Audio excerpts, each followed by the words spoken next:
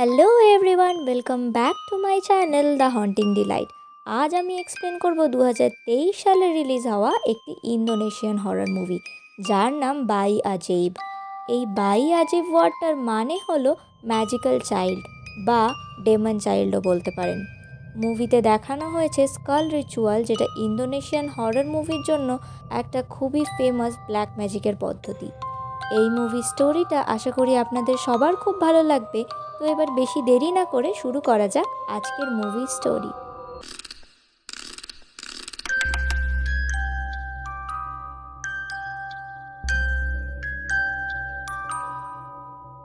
Movie শুরু হয় হিরুব্বাগজা গ্রামে, যেখানে আমরা কোসিম নামের একজন লোককে দেখতে পাই যে নদী থেকে একটা দামি হিরে পায়। ফলে সে অনেক বড় লোক হয়ে যায়। আর এরপরই কোসিম তার বউ লারাসকে নিয়ে একটা বাড়িতে যেতে যেতে বলে যে আমাদের জীবনে এখন আর কোনো সমস্যাই থাকবে না। আর তখনই অন্যদিকে আমরা ডরম্যান নামের একজন লোককে জঙ্গলে দেখি, যে অ্যালবার্ট ডমিনি নামের কারোর কবর খুঁজে পেয়ে খুব খুশি হয়েছিল। আর সে এই কবরের ভেতর থেকে একটি মাথার খুলি বের করে বাড়ি নিয়ে আসে, যেটা হয়তো অ্যালবার্টেরই ছিল।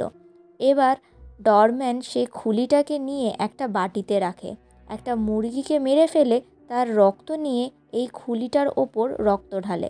এবার এই মুরগিটাকে নিয়ে অন্য একটা বাটিতে রাখে আর ওপর দিয়ে একটা কাপড় চাপা দিয়ে দেয়। কিছুক্ষণ পর সেই বাটিতে হাত দিয়ে অনেক টাকা পায়। বেসিক্যালি ডরম্যান কালা জাদু করে টাকা পাচ্ছিল, কিন্তু তখনই হঠাৎ এই টাকাগুলো কাগজের টুকরোতে পরিণত হয় আর ডরম্যান খুব রেগে যায়। তখনই একটা ভয়ঙ্কর গলা শোনা যায়। আসলে এটা অ্যালবার্টের আত্মাই কথা বলছিল সেই খুলির সাহায্যে।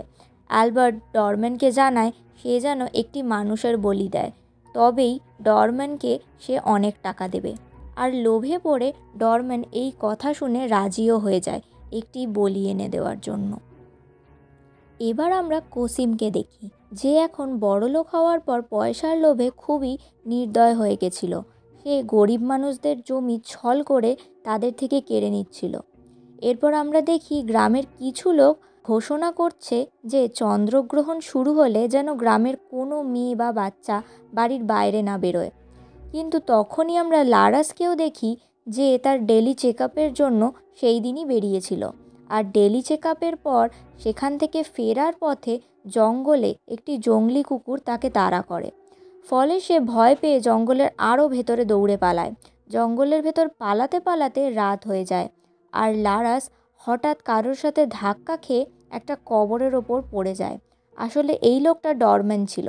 আর হঠাৎই এই কবরের মাটি ধসে যায়, ফলে লারাস সেই কবরের ভেতর ঢুকে যায়। আর এর সঙ্গে সঙ্গেই লারাস নিজেকে একটা অন্য জগতে খুঁজে পায়, যেখানে আমরা অ্যালবার্টের আত্মাকে দেখি। অ্যালবার্ট লারাসকে হন্ট করতে লাগে। আর তখনই অন্যদিকে কোসিম অন্য লোকজনদের নিয়ে লারাসকে জঙ্গলে খুঁজছিল। লারাসের জোরে চিৎকার শুনে তারা লারাসকে খুঁজে পায়। আর লারাস এই সময় খুবই ভয় পেয়েছিল আর কাঁদছিল। লারাসকে দেখে মিডওয়াইফ তখনই জানায় যে লারাসের ডেলিভারির সময় হয়ে গেছে। তখনই লারাসকে বাড়ি নিয়ে যাওয়া হয়, কিন্তু এরপর লারাস কোনো বাচ্চার জন্ম দেয় না, কারণ লারাস জন্ম দেয় একটা অদ্ভুত দেখতে ডিমের মতো জিনিসের। এবার মিডওয়াইফ এটা একটা ঝুড়ির মধ্যে রাখে আর একজন মহিলাকে দিয়ে বলে এটিকে সুরক্ষিতভাবে চাপা দিয়ে রাখতে, যেন কোনোভাবে এই ঝুড়ির মধ্যে চন্দ্রগ্রহণের আলো না প্রবেশ করে, কারণ সেদিন চন্দ্রগ্রহণ ছিল। সেই মহিলা ঝুড়িটাকে কাপড় দিয়ে ঢেকে রাখলেও হঠাৎ সেই ঝুড়ির ওপরের কাপড় সরে যায় আর চন্দ্রগ্রহণের আলো এই ঝুড়িটাতে পড়া মাত্রই এই ডিম পরিণত হয় একটি বাচ্চাতে। এই মহিলা যখন কাছে গিয়ে দেখতে যায় ব্যাপারটা কি, এটা ছিল এক অদ্ভুত দৃশ্য, যেখানে এই বাচ্চাটির শরীরে একজন বুড়োর মাথা ছিল। আর এই দৃশ্য দেখা মাত্রই এই অদ্ভুত বাচ্চাটি এই মহিলাকে মেরে ফেলে। আর তখনই আমরা অন্যদিকে ডরম্যানকে দেখি, যে আবারও কালা জাদু করছিল। আর এবার তার কাছে অনেক টাকা ছিল, কারণ ডরম্যান অ্যালবার্টের আত্মাকে বলেছিল যে সে তাকে একটি প্রাণ দেবে, আর সেটা দেওয়া মাত্রই সে অনেক টাকা পাচ্ছিল। আর এখানে আমরা আরও একটা কথা জানতে পারি যে অ্যালবার্ট ছিল ডরম্যানের গ্র্যান্ডফাদার। যখন লারাস অ্যালবার্টের কবরে পড়ে যায় তখনই অ্যালবার্ট লারাসের বাচ্চার সাথে নিজেকে জুড়ে নেয়, যার ফলে যখন লারাসের বাচ্চা জন্ম নেয় তার সাথে সাথে অ্যালবার্টেরও পুনর্জন্ম হয়। আর এই পুরো কাজটায় তাকে হেল্প করছিল ডরম্যান। অন্যদিকে কোসিমের বাড়িতে সেই মহিলার লাশ কোসিম খুঁজে পায়, যাকে ডেমনিক বাচ্চাটি মেরে ফেলেছিল। কোসিম 7-5 না ভেবে তার নাম খারাপ হবে এই কথা চিন্তা করে এই মেয়েটির লাশ সে সরিয়ে ফেলে। বাচ্চাটিকে সে কোথাও ঘরে দেখতে পায় না, তাই সে জঙ্গলে খুঁজতে বেরোয়। জঙ্গলে খুঁজতে খুঁজতে সে একসময় বাচ্চাটিকে খুঁজে পায়। আর এবার এই বাচ্চাটিকে দেখতে আর 5টা নর্মাল বাচ্চার মতোই লাগছিল। কোসিম খুব খুশি হয় আর বাচ্চাটিকে নিয়ে এসে লারাসের কোলে দেয়। আর এরপর তারা দুজন ঠিক করে এই বাচ্চাটির নাম তারা ডিডি রাখবে। কিন্তু কোসিম তো এতক্ষণে ঠিকই বুঝে গেছিল এই বাচ্চাটি আর যাই হোক বাকি নর্মাল বাচ্চাদের মতো তো একদমই নয়। এবার আমরা 7 বছর পরে স্টোরি দেখতে পাই, যেখানে আমরা ডিডিকে দেখি ডিডি এখন বড় হয়ে গেছে। ডিডি বড় হওয়ার সাথে সাথে তার মধ্যে থাকা ডেমনিক পাওয়ারগুলোও বেড়ে গেছে। আর এখন আমরা দেখতে পাই ডিডি এসব পাওয়ার ব্যবহার করে বিভিন্ন মানুষের ক্ষতি অবধি করছে। কিন্তু ডিডি কোনো ধরনের মন্ত্র বা প্রেয়ার্স কিছুতেই সহ্য করতে পারতো না। অন্যদিকে এখন কোসিম পলিটিক্যাল লিডার হয়ে গেছে আর সে আগের মতোই নিষ্ঠুর আছে। আর দেখা হয় সোলের সাথে। সোলে ছিল একদম অন্যরকম, মানে বলতে পারেন সে একেবারে মাটির মানুষ ছিল, যার চিন্তাভাবনা অনেক সুন্দর। কিন্তু কোসিম তো ভীষণ ইগোয়েস্টিক আর স্বার্থপর। সে সোলেকে সহ্যই করতে পারে না। যেখানে সোলে চাইতো তারা দুজন পলিটিক্যাল কম্পিটিটর হওয়া সত্ত্বেও তারা একসাথে মিলে গ্রামের ভালো করুক, কিন্তু কোসিম অহংকার করে সোলেকে জানায় যে সে এই গ্রামে 2 দিন এসেছে, কিন্তু কোসিম তো এখানে ছোট থেকেই থাকে, তাই সোলে চাইলেও কোনোভাবেই এখানে লিডার হতে পারবে না।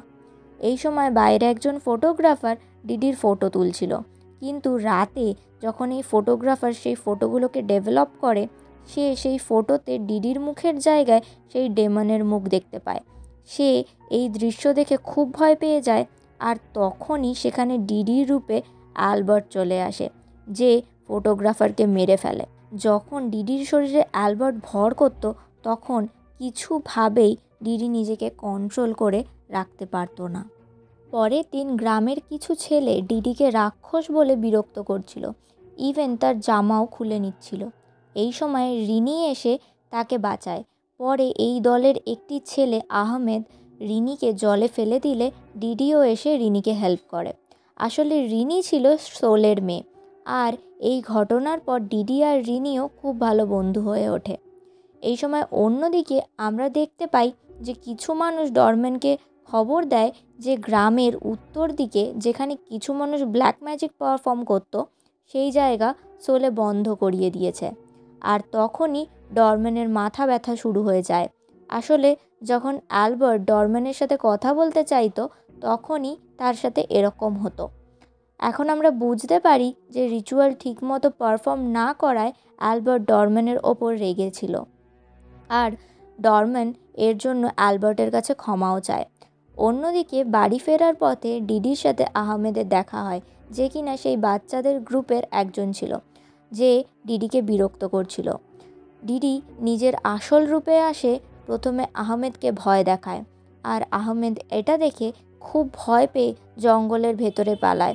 তার ওপর দিয়ে একটা ঘোড়ার গাড়ি চলে যাওয়ায় তার পা ভেঙে যায়। ডিডি এখন অনেকই ছোট, সে তার কাছের মানুষদের কখনোই ক্ষতি করতে চায় না, কিন্তু যখন তার শরীরের ওপর অ্যালবার্ট ভর করে তখন তার হাতে কিছুই থাকে না।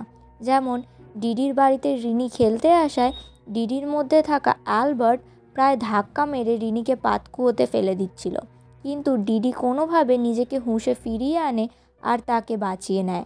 গ্রামে হওয়া বিভিন্ন মানুষের ক্ষতি যে ডিডিই করছিল সেটা কোসিম খুব ভালোভাবে জানতো, কিন্তু সে কোনোভাবেই রাজি ছিল না এই কথা স্বীকার করতে যে তার ছেলের মধ্যে কোনো এক শয়তান লুকিয়ে আছে। এই দিন আমরা আরও একটা কথা জানতে পারি যে লারাস আবারও প্রেগনেন্ট, কিন্তু সামহাও ডিডি এই ব্যাপারে খুশি হলেও ডিডির মধ্যে থাকা অ্যালবার্ট এই কথা শুনে কোনোভাবেই খুশি ছিল না। অন্যদিকে যদি সোলে জিতে যায় তবে ডরম্যানের কালা জাদু করা বন্ধ হয়ে যাবে। এই ভেবে ডরম্যান একদিন সোলের বাড়ির খাবারে কালা জাদু করে, কিন্তু সেই দিন তার বাড়িতে একজন পীর বাবা খেতে এসেছিল। সে বুঝতে পারে যে এই খাবারে কালা জাদু করা হয়েছে। সে কিছু মন্ত্র পড়ায় সেই খাবারের মধ্যে থেকে বেরিয়ে আসে অদ্ভুত সব পোকামাকড়। কিন্তু অন্যদিকে ডরম্যানের বাড়িতে ডরম্যানের সেই সেম টাইমে মুখ থেকে বেরোতে থাকে অনেক পোকা। মানে এই কালা জাদুর প্রভাব উল্টে তার নিজেরই ক্ষতি করছিল। আর পীর বাবা সোলের ফ্যামিলিকে খুবই সাবধানে থাকতে বলে। কিন্তু এসবের পরও আমরা ডরম্যানকে দেখি আবারও কালা জাদু পারফর্ম করতে। তখনই সোলের বাড়িতে কোনো কারণে রিনি ঘুম ভেঙে গেলে সে দরজার কাছে ডিডিকে দেখতে পায়, কিন্তু এবার তার মাথায় ছিল অ্যালবার্টের মুখ। আসলে ডিডি তো এসেছিল সোলের ক্ষতি করতে। এই দৃশ্য দেখে রিনি অনেক চিৎকার করে, আর ডিডি তার বন্ধুকে দেখে নিজের হুঁশে ফিরে আসে আর সেখান থেকে ফিরে যায়। তার বন্ধুত্ব একদম খাঁটি ছিল, তাই তো এখনও ডরম্যান এত কালা জাদু করা সত্ত্বেও তার কোনো ক্ষতিই করতে পারছিল না। রিনি গিয়ে ওর বাবাকে ডিডির ব্যাপারে সব কিছু জানায়। তখন ওর বাবার সাথে থাকা পীর বাবা জানায় যে এটা আসলে অ্যালবার্ট ডমিনির আত্মা, যে কিনা এই গ্রামেরই একজন অর্থশালী ব্যক্তি ছিল। এই অ্যালবার্ট তার সব সম্পত্তি পেয়েছিল তার পূর্বপুরুষদের থেকে, যারা কিনা ছিল পর্তুগিজ। অ্যালবার্ট বাদরের মাথা খেত আর অদ্ভুত সব কালা জাদুর রিচুয়ালস করত। যারা অ্যালবার্টের বিরোধিতা করত, অ্যালবার্ট তাদেরও অনেক ক্ষতি করত। এসব থেকে গ্রামের সব লোক একদিন এতই বিরক্ত হয়ে গেল যে তারা অ্যালবার্টের ঘর পুড়িয়ে দিল আর অ্যালবার্টকে হাত পা বেঁধে তার শরীর থেকে হাত পা আলাদা করে দিয়ে মেরে ফেলল। আর এটাই হলো কারণ যার জন্য ডিডির শরীরে যখন অ্যালবার্ট ভর করত, শুধু অ্যালবার্টের মাথাই তার শরীরে দেখা যেত, বাকি শরীর তার তো ছিলই না। আর এখানে সেই পীর বাবা সোলেকে আরও জানায় যে ডরম্যান কালা জাদু করে অ্যালবার্টকে জাগিয়ে তুলেছে। এদিকে কোসিমের বাড়িতে ডিডি স্কুল না যাওয়ায় যখন লারাস ডিডিকে জিজ্ঞেস করে, তখন ডিডি জানায় যে সে বাড়িতে আছে কারণ লারাসকে দেখাশোনা করবে বলে। কিন্তু আমরা সবাই জানি যে ডিডি তার ভাই বোন আসার কথা শুনে খুশি হলেও অ্যালবার্ট কিন্তু এই বিষয়ে একদম খুশি ছিল না। এরপর হঠাৎ ডিডি পাতকুয়োয় পড়ে যাওয়ায় লারাস এসে তাকে বাঁচাতে যায়, হাত ধরে ওপরে তুলতে যায়। তখনই ডিডির মুখ শয়তান অ্যালবার্টের মুখে পরিণত হয় আর অ্যালবার্ট লারাসকে পাতকুয়োয় ফেলে দিয়ে নিজে উঠে যায়। লারাস খুব ভয় পেয়ে চিৎকার করতে থাকে আর ভগবানের নাম করতে থাকে। প্রেয়ার্স তো ডিডি একদমই শুনতে পেত না, তাই সে সেখান থেকে পালায়। আর কোসিম সেখানে এসে লারাসকে বাঁচায়। কোসিম মিডওয়াইফকে ডেকে লারাসের চেক আপ করালে মিডওয়াইফ জানায় লারাস এবং তার বাচ্চা দুজনেই সুস্থ আছে। এখানে লারাস কোসিমকে জানায় যে ডিডি তাকে পাতকুয়োয় ফেলে দিয়েছে, আর সে আরও জানায় যে তার মনে হয় ডিডির শরীরে কোনো শয়তান আছে। আর এসব কোসিমের লোভ লালসার ফল। এদিকে ডরম্যান আবার কালা জাদু পারফর্ম করে আর অ্যালবার্টকে পাঠায় সোলের বাড়িতে তাকে শেষ করে দিতে, কারণ সোলে জিতে গেলে তার অনেক সমস্যা হয়ে যাবে, সে তো আর কালা জাদু পারফর্ম করতে পারবে না। অ্যালবার্ট সোলের ওপর অ্যাটাক করে প্রায় মেরেই ফেলবে, এমন সময় সেখানে রিনি এসে ডিডির কাছে অনুরোধ করে তার বাবাকে ছেড়ে দিতে। আর তখনই ডিডি আবারও নিজের হুঁশে ফিরে আসে আর সোলেকে ছেড়ে দেয়।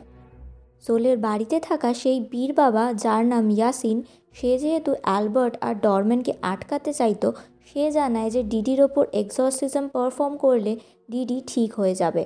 আর এইবার কোসিমও রাজি হয়ে যায় তার ছেলের ওপর এক্সর্সিজম পারফর্ম করতে।